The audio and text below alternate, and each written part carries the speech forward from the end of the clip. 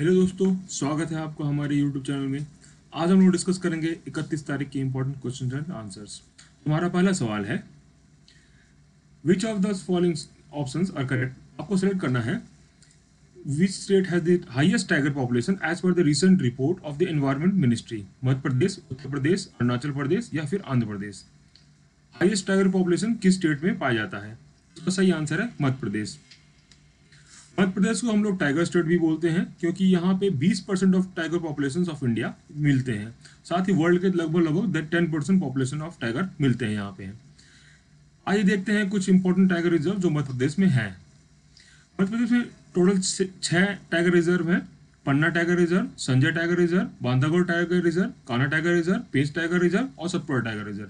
आपको इनके नाम याद रखने हैं क्योंकि कई बार वो ऑप्शन पूछे जाते हैं एग्जाम में, चाहे वो यूपीएससी में भी मैचिंग में आते हैं या फिर स्टेट पीसीएस में या फिर किसी और एग्जाम में भी। इसलिए आपको इनको याद करना है कि ये मध्य प्रदेश के अंदर टाइगर रिजर्व है। हमारा अगला सवाल है, डिजिटल इंडिया प्रोग्राम से रिलेटेड है। आपको बताना है कि कौन कौन से ऑप्शन डिजिटल इंडिया प्रोग्राम के अंतर्गत आते हैं। पहला ऑप्शन है universal access to mobile connectivity, early harvest program, e Kranti, information to all. तो इसका सही आंसर है 1 2 3 4। चारों ऑप्शन ये डिजिटल इंडिया प्रोग्राम के अंतर्गत आते हैं। आइए देखते हैं कौन कौन से प्रोग्राम डिजिटल इंडिया प्रोग्राम के अंतर्गत हैं। तो पहला है ब्रॉडबैंड हाईवेज, दूसरा है universal access to mobile connectivity, तीसरा है पब्लिक इंटरनेट एक्सेस प्रोग्राम, चौथा है ई गवर्नेंस, पांचवा है ई क्रांति, छठा है इंफॉर्मेशन टू ऑल, सातवां है इलेक्ट्रॉनिक्स मैन्युफैक्चरिंग, आठवां है आईटी फॉर जॉब्स, नौवां है अर्ली हार्वेस्ट प्रोग्राम्स। ये भी आपको 9 पॉइंट याद रखने हैं क्योंकि एग्जाम में पूछे जाते हैं। ये काफ़ी इंपॉर्टेंट क्वेश्चन है, एक्चुअली चल रहा है क्योंकि गवर्नमेंट डिजिटल इंडिया प्रमोट कर रही है, हम इसलिए आपको याद करना है। जैसा कि आप लोग देख सकते हैं, इसमें गवर्नमेंट ने ब्रॉडबैंड का प्रमोशन किया है, साथ में मोबाइल को भी प्रमोट कर रहे हैं, इंटरनेट पब्लिक इंटरनेट भी प्रमोट कर रहे हैं। गाँव में प्रीच करने के लिए पंचायतों में भी गवर्नमेंट इंटरनेट पहुंचा रही है। कॉमन सर्विस सेंटर में भी गवर्नमेंट प्रमोट कर रही है। कॉमन सर्विस सेंटर के थ्रू गवर्नमेंट कई सारे ग्रीवांसेस को भी दूर करने की कोशिश कर रही है। साथ ही सर्विस डिलीवरी भी प्रोवाइड करने की कोशिश कर रही है। जैसे कि आपको वहाँ पे राशन कार्ड बनवाना है या फिर अपन अब शायद आधार कार्ड पे भी अपडेट कर सकते हैं। शायद गवर्नमेंट ने इस पर बोला है कि अब कॉमन सर्विस सेंटर से भी आप अपडेट कर सकते हैं। तो और भी आपको किसी तरह का काम है तो आप कॉमन सर्विस सेंटर पे जाइए, आप वहाँ से काम करा सकते हैं। चलिए बढ़ते हैं हमारे नेक्स्ट क्वेश्चन की तरफ। ग्लोबल फॉरेस्ट रिसोर्सेज असेसमेंट 2020 किस संस्था ने इसको प्रकाशित किया है? Food and Agriculture Organization, UN United Environment या जर्मन वॉच या आईपीसीसी। इसका सही आंसर है एफएओ। एफएओ एक यूएन की संस्था है। साथ ही ये फोकस करती है हंगर और न्यूट्रिशन और साथ ही फूड सिक्योरिटी पे काम करती है।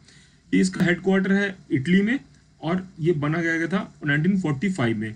आपको याद रखना है कि ये यूएन की बॉडी है, साथ ही इसके हेडक्वार्टर इटली में है और ये 1945 में बना था। हमारा अगला सवाल है, milk fortification project of the National Dairy Development Board aims to address the deficiency of protein, vitamin, calcium, phosphorus. सही आंसर है विटामिन।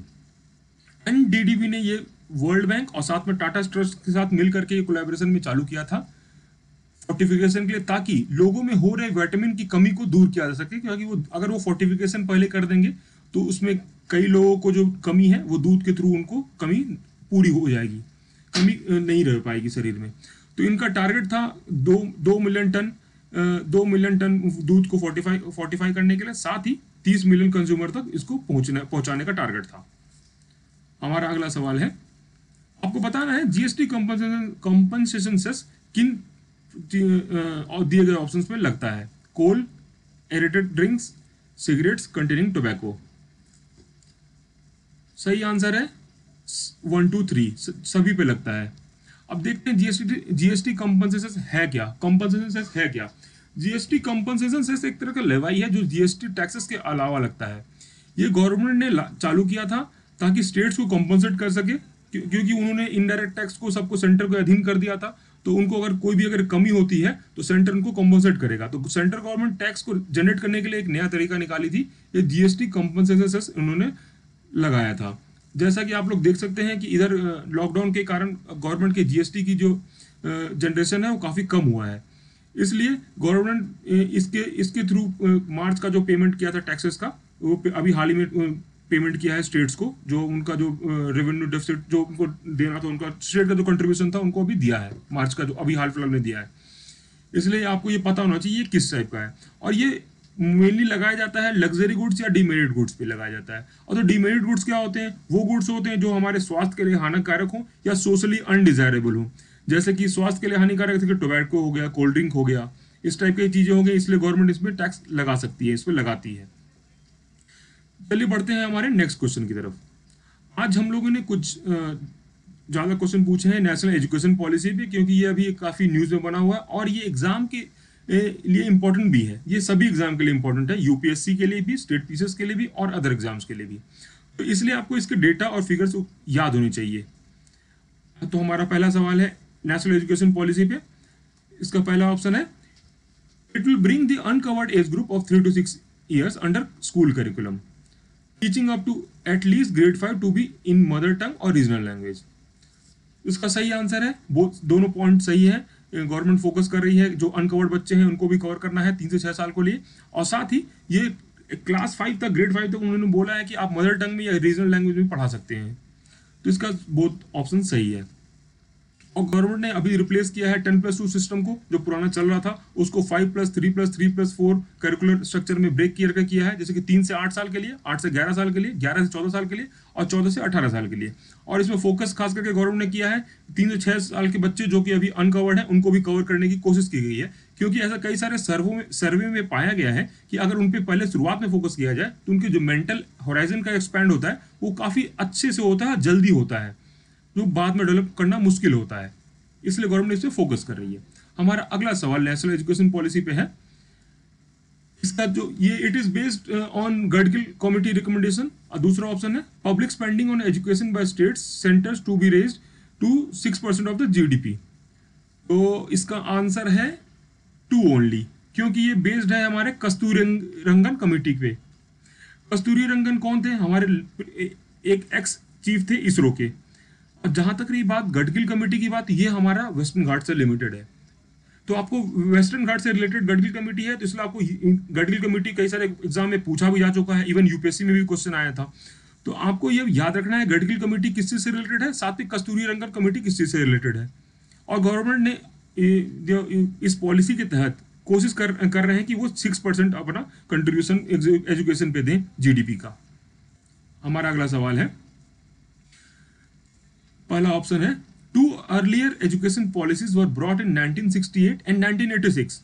और दूसरा ऑप्शन है, renaming of the Ministry of Human Resource Development of the Ministry of education.